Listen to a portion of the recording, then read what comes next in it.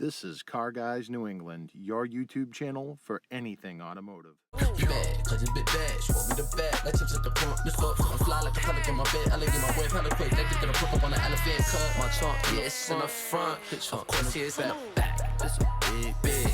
This a real big difference. You just want a club. I just need them racks. You just wanna party. I just wanna rock. Jay with Car Guys New England, and here is part 4 of working on the Lowrider Caprice for the hydraulic upgrades. And I'm going to start out with wrapping up the wiring for the hop switch. So before we start polishing, I am finishing up just the wiring. I've soldered up both ends of these Amphenol connectors, and I'm gonna go over them again just to make sure that I heated them up enough so I don't have cold solder joints. And I'm just gonna quickly test this to make sure I have continuity on the correct pins, and then this is ready to install in the vehicle. And it's nice because I will have a nice disconnect, and so basically these two parts come apart, which is nice. And yeah, and then I can get the shells on these Amphenol connectors. These connectors have been completed. They test good, they connect up nice, and I'll show you guys these connected. I got to put the phone down to do it, but you'll see that these lock together very nicely. And there you go, that's not coming apart. So now I got a quick disconnect for my hydraulic hopping handle. So this is great. All I have to do is run the rest of the wire into the car and wire that to the solenoids and the dumps, and we are good to go on the secondary wiring side of things. We still got to do the primary wiring, which goes to the actual batteries and themselves and the primary studs on the solenoids, but that's going to go pretty quick. Now we're going to get back to the blocks. And we're back in the garage again. So I have been working on these blocks. So I started out with 200 grit sandpaper, wet sanding these because they came raw. So I got all the machining marks out of them. They were pretty bad before, so they look a lot better. But anyways, what I am going to be doing is I set up a polishing setup, and today I'm going to buff those using 2 different compounds. So I'm going to use the brown compound, which is more of a cutting compound, and then the Jeweler's Rouge on the other wheel for a finish buff on these. So we'll get started momentarily. And don't forget to wear gloves when you're doing this. Also safety glasses. Safety is the #1 priority. And something to keep yourself from breathing this crap in. So I suggest wearing a mask. I know you're probably all sick of wearing a mask, but wear one doing this. You don't want to be breathing in aluminum. One of our very first steps, these are brand new wheels. So we are going to dress them. I'll dress it with the brown. We'll get this bad boy going. And you don't need a lot.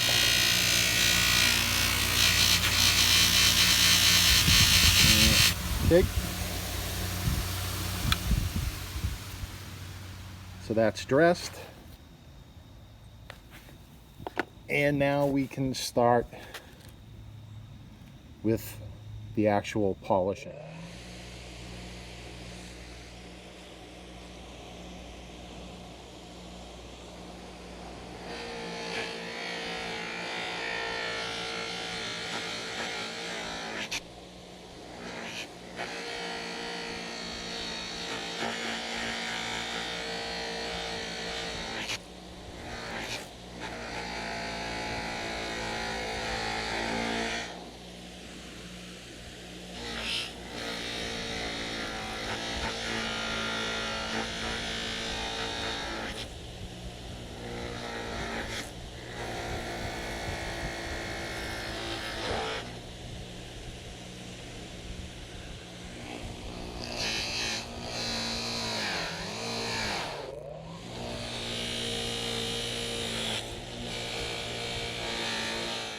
All right, So this block, which is pretty hot, you can pretty much see me in it. So it's definitely getting there. Obviously, I'm going to keep hitting this with the brown compound. I got to redress the wheel and then just hit it some more.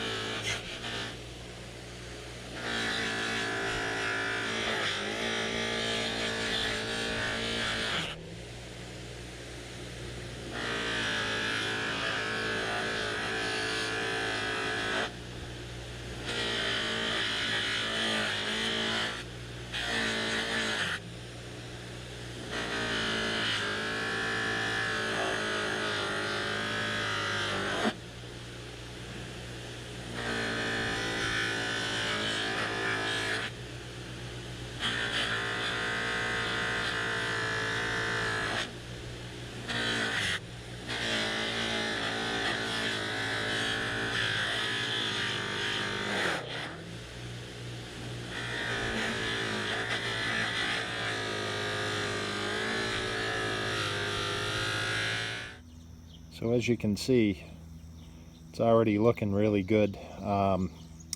Obviously, I'm going to have to hit it with the Jeweler's Rouge, the red one, but it's looking really good. This piece is really hot too.